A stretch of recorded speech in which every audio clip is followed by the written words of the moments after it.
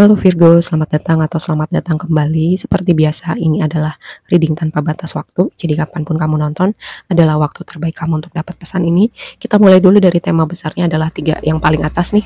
Yang pertama ada Yin Yang, lalu yang kedua The World, lalu yang ketiga adalah Door to Personal Healing and Happiness. Dengan Yin Yang ini, pertama, ini berbicara keseimbangan. Lalu bicara juga tentang energi maskulin dan feminim di dalam diri kamu, dan tentang keseimbangan. Ini mungkin kelanjutan dari reading yang sebelumnya gitu ya, tentang kamu berusaha dan juga kamu punya wadah menerima. Kamu berusaha tapi kamu juga untuk merasa kamu pantas loh, kamu dapat lebih, kamu pantas untuk abundant, kamu pantas untuk bahagia, tentang tema-tema seperti itu. Lalu juga gini, uh, energi feminim itu adalah energi yang menerima gitu, chill aja, menerima gitu. Kamu udah punya wadah belum untuk menerima? Ya, ini sebuah reminder aja. Lalu oh ya, ini juga reminder untuk kamu tadi tentang keseimbangan. Kalau kamu udah bekerja, kamu jangan lupa untuk recharge, kamu nge-treat diri kamu, gimana kamu bikin diri kamu nyaman, oke? Karena mungkin aku pernah bilang, kadang beban berat itu kendalinya ada di kita gitu. Kadang kita yang bisa nurunin beban itu, kita letakkan dulu, kita chill, kita relax, kita recharge, baru nanti lanjut lagi. Oke. Lalu yang berikutnya The World. The World ini kayak aku mendapat tema tentang dunia, jarak gitu. Mungkin kayak ada perpindahan bekerja, belajar ke tempat yang jauh gitu, atau kamu traveling gitu, traveling ke negara lain. Ada sesuatu tentang dunia, lalu juga tentang perubahan perspektif, melihat dunia dengan cara yang berbeda, melihat diri kamu dengan cara yang berbeda. Lalu yang berikutnya adalah divine counterpart dari belahan dunia lain gitu, atau kamu ketemu misalnya pas lagi kamu kuliah di negara lain, kamu kerja di tempat lain, atau kamu ketemu seseorang di internet dan di beda negara, tapi ternyata kalian klik gitu. Lalu kalian kayak sama-sama gimana nih nge-bridging jarak di antara kalian berdua. Tapi yang jelas ini hubungan yang potensial sih menurut aku. Oke.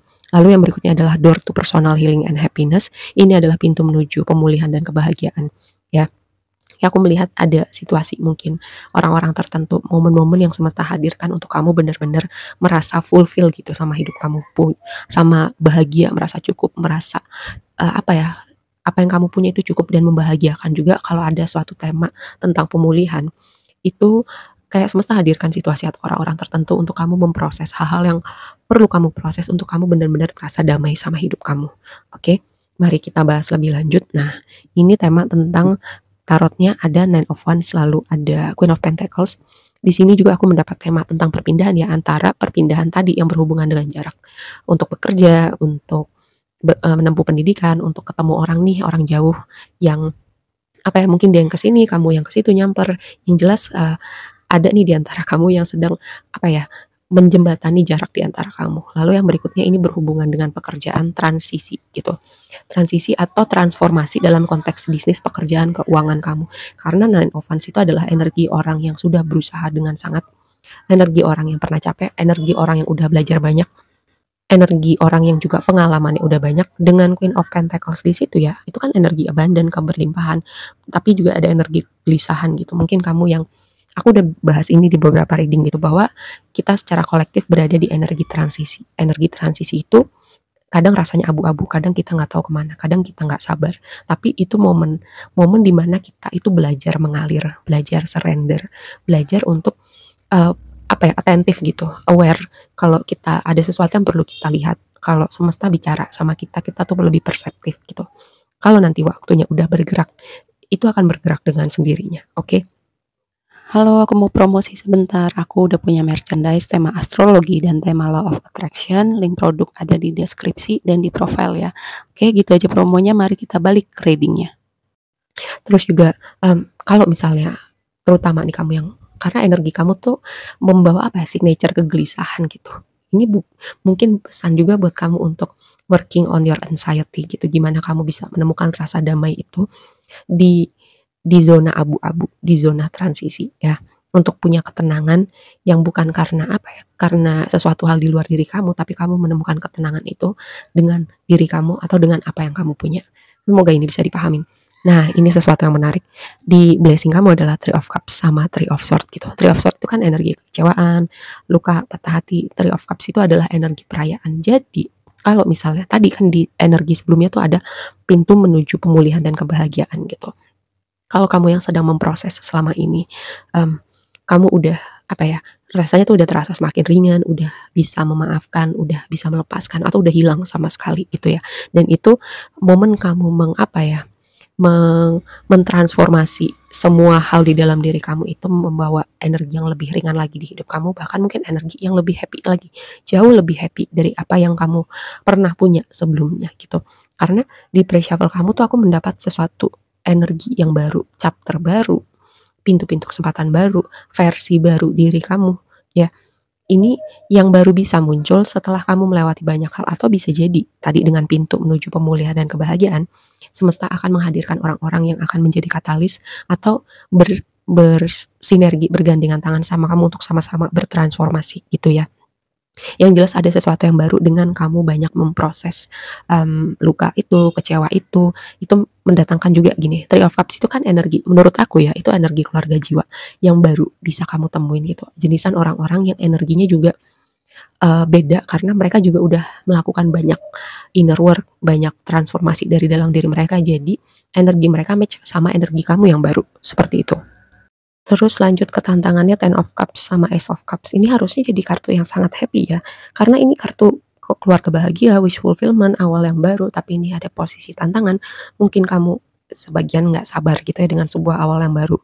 Nggak sabar dengan kapan keadaan berubah, kapan keluar dari zona abu-abu gitu. Terus juga mungkin sebagian dari kamu variabel anak itu signifikan, antara gini, kamu di rumah tangga kamu menanti kehadiran seorang anak, atau anak itu signifikan karena mungkin kamu mikirin anak kamu, gimana sekolahnya, gimana misalnya keluarga nggak utuh, gimana kamu jadi orang yang terbaik, misalnya single parent gitu. Untuk kamu yang single parent, aku bilang kamu berusaha terbaik yang kamu bisa sebagai orang tua gitu, karena gimana pun kita adalah manusia, nggak sempurna, kita pasti ada salahnya. Tapi yang aku tekankan adalah kamu udah berusaha yang terbaik gitu, pasti juga nanti suatu saat anak kamu akan ngerti itu. Nah terus juga gini, kalau kamu menantikan gitu kehadiran anak kamu, kamu lakukan banyak hal, misalnya gini, kamu afirmasi, kamu visualisasi, kamu scripting gitu misalnya, atau teknik lain gitu yang bisa membawa manifestasi ke hidup kamu. Karena gini, um, kalau law of attraction, law of assumption itu berfungsi dan mendatangkan sesuatu di hidup orang lain, itu juga bisa mendatangkan sesuatu di hidup kamu ya. Tinggal gimana, karena aku pernah bilang bahwa kamu kurang apa ya, kurang, karena terlalu logiknya kamu gitu, kayak kamu menutup jalan untuk keajaiban gitu untuk datang di hidup kamu ya. Sebagian ada yang perlu mendengar ini. Untuk kamu yang sudah paham, nggak usah didengerin, berarti pesan ini bukan buat kamu, oke? Terus yang berikutnya, di waktu yang akan datang, ini progresnya bagus banget sih. Seven of Wands terus dikonfirmasi sama Eight of Wands, lihat energinya berprogres gitu. Jadi angka 7 ke angka 8 ini energi progres. Jadi yang kamu tadi ya, yang berada merasa di zona abu-abu, merasa keadaan stagnan, gak bergerak, gak sabar. Nah ini pelan-pelan keadaan bertransisi, oke? Karena progresnya naik gitu dari 7 ke 8, dan 8 itu kan Eight of Wands, angka momentum, angka komunikasi, pergerakan, perpindahan, travel juga. Tadi aku udah bahas di awal tentang bergerak, berpindah yang berhubungan mungkin pekerjaan, pendidikan, hubungan romantis. Ada komunikasi juga mungkin ya di zona abu-abu ini. Kamu mungkin menunggu konfirmasi atau komunikasi dari pihak-pihak tertentu, dan baru gitu ya, baru di waktu yang akan datang kamu akan temuin. Yang jadi advice-nya adalah Chariot sama Five of Pentacles. Ini cuma menambahkan dari tadi apa yang udah aku bilang gitu sih. Karena Chariot itu energi momentum, pergerakan, tapi Five of Pentacles itu energi nggak happy, energi merasa kurang, energi merasa sepi sendirian gitu.